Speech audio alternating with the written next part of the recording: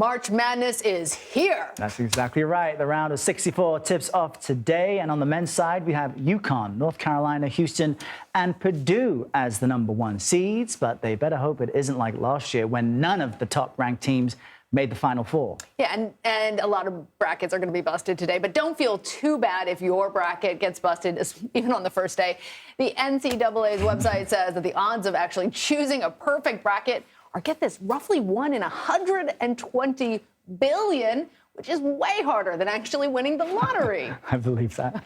Billy Witz is in Pittsburgh covering the games. He's a college sports reporter for the New York Times. Billy, great to have you. It seems like, especially when you look at those stats, everyone's picking UConn to repeat this year. So what are your senses? Do you think they will? Do you have them going all the way? I do not. I have them getting knocked out in the regional finals by Iowa State. Interesting. However, I think it's. I think UConn is the one team which probably has the fewest holes in it, and Purdue, they were upset by a 16 seed, so I think there's questions about how far they're going to go in the tournament. Houston plays a very physical brand of basketball, but they've kind of run out of gas during the tournament in recent years, or certainly last year. And so this is really, I think we saw it last year. It's a wide open tournament. I think there's plenty of upsets. We just don't know what they're going to be. So I don't think anybody going to feel safe. I'm all about the upsets. I'm here for the upsets. I love that too. And you mentioned Purdue being knocked out in round 1 last year. Actually, a 16 seed has only beaten a #1 seed twice in history. Last year's Fairleigh Dickinson, obviously, with that major upset over Purdue. And then in 2018, the University of Maryland, Baltimore County upset Virginia, another major upset.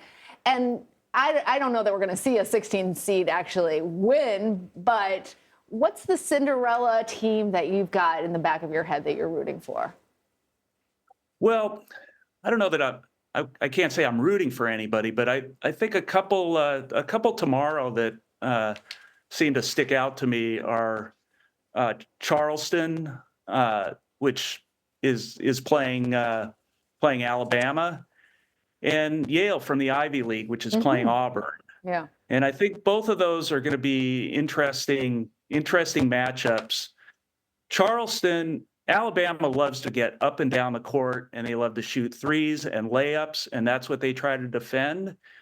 And Charleston is kind of going to play, is one of the few teams that is probably going to try to play with them and just get in transition as much as they can.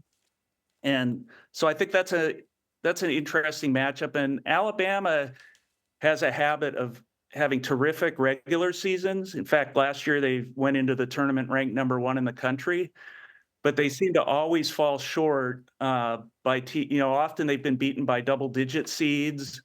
And last year they got upset by San Diego State, which was a 5th seed in the second round, or in the Sweet 16. And so, I don't know, Charleston, I think they've got a shot.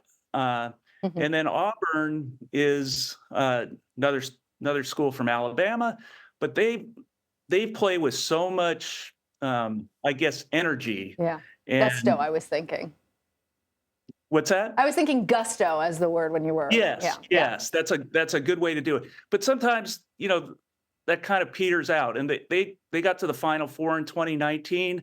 And they very easily could have lost in the first round to New Mexico State. So I think there might be something that's going to be a tough one, especially it's up in Spokane. The crowd, may not, they'll be far from home. And the question with Auburn, I think, is how well they can maintain their interest in the game against a tough, disciplined Yale team. And I understand that, I'm not rooting for any particular team given your position, but I think it's fair to always root for a Cinderella. Billy Witz, thank you so much. Thanks, Billy. Nice talking with you.